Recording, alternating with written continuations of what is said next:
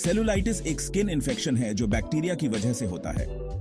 यह इन्फेक्शन तब होता है जब बैक्टीरिया स्किन के किसी कट, वाउंड या क्रैक के जरिए अंदर प्रवेश कर जाते हैं। यह स्किन के नीचे के टिश्यूज को अफेक्ट करता है। जब बैक्टीरिया स्किन के डीपर लेयर्स में पहुंचते हैं तो वहां इन्फ्लेमेशन और स्वेलिंग पैदा होती है। सेलुलाइटिस किसी को भी हो सकता है, चाहे उनकी एज कुछ भी हो या फिर वो किसी भी जाति के हों। यह इन्फेक्शन बच्चों, वयस्कों और बुजुर्गों में समान रूप से हो सकता है। यह इन्फेक्शन ज्यादातर पैरों की स्किन पर होता है, खासकर उन लोगों में जिनके पैरों में चोट या घाव होते हैं। लेकिन यह चेहरे, हाथों और शरीर के दूसरे पार्ट्स को भी अफेक्ट कर सकता है। सेलुलाइटिस संक्रामक नहीं है, यानी यह एक व्यक्ति से दूसरे व्यक्ति में नहीं फैलता। लेकिन अगर इसका इलाज नहीं कराया जाए तो यह सीरियस हेल्थ प्रॉब्लम्स पैदा कर सकता है। अनट्रीटेड सेलुलाइटिस से ब्लड इंफेक्शन या टिश्यू डैमेज हो सकता है। इसलिए सेलुलाइटिस के कारणों, लक्षणों और उपचार को समझना बहुत जरूरी है। सही समय पर मेडिकल कंसल्टेशन और एंटीबायोटिक से इसका इलाज संभव है। सेलुलाइटिस तब होता है जब बैक्टीरिया स्किन में किसी कट, घाव या दरार के जरिए अंदर चले जाते हैं। स्ट्रेप्टोकोकस और स्टाफिलोकोकस बैक्टीरिया के दो सबसे कॉमन टाइप्स हैं जो सेलुलाइटिस का कारण बनते हैं। कुछ चीजें सेलुलाइटिस होने का खतरा बढ़ा सकती हैं, जैसे कि कमजोर इम्यूनिटी, मधुमेह, स्किन की सूजन जैसे एक्जिमा या प्सोरियासिस, पैरों या टांगों में सूजन और हाल ही में सर्जरी या चोट लगना। सेलुलाइटिस के लक्षण आमतौर पर इन्फेक्टेड एरिया के आसपास दिखाई देते हैं। सबसे कॉमन लक्षणों में शामिल हैं स्किन का लाल होना और सूजन, स्किन का छूने पर गर्म होना, दर्द और कोमलता, इन्फेक्टेड एरिया पर लाल धारियां और बुखार और ठंड लगना। अगर आपको इनमें से कोई भी लक्षण दिखाई दे तो तुरंत डॉक्टर से सलाह लें। सेक्शन 4, निदान और विश्लेषण। डॉक्टर आमतौर पर आपके लक्षणों और फिजिकल एग्जामिनेशन के आधार पर सेलुलाइटिस का निदान कर सकते हैं। वे इन्फेक्टेड एरिया को चेक करेंगे और आपके मेडिकल हिस्ट्री के बारे में पूछेंगे।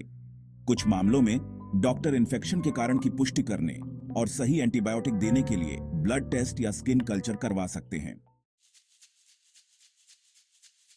सेक्शन 5, उपचार के तरीके। इस खंड में हम विभिन्न उपचार विधियों पर चर्चा करेंगे। सेलुलाइटिस का इलाज आमतौर पर एंटीबायोटिक्स के साथ किया जाता है।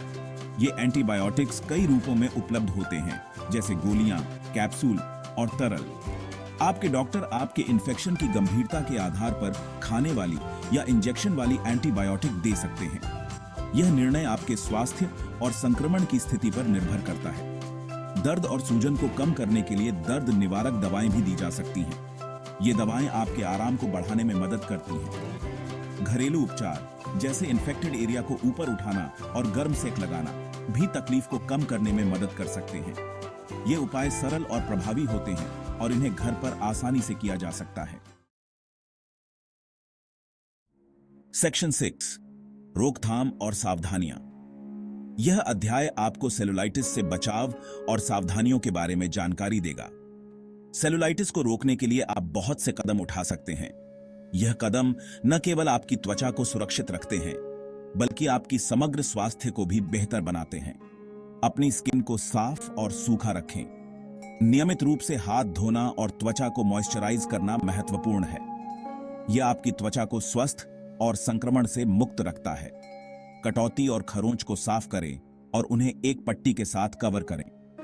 यह सुनिश्चित करें कि कोई भी घाव खुला न रहे, ताकि बैक्टीरिया अंदर न जा सके।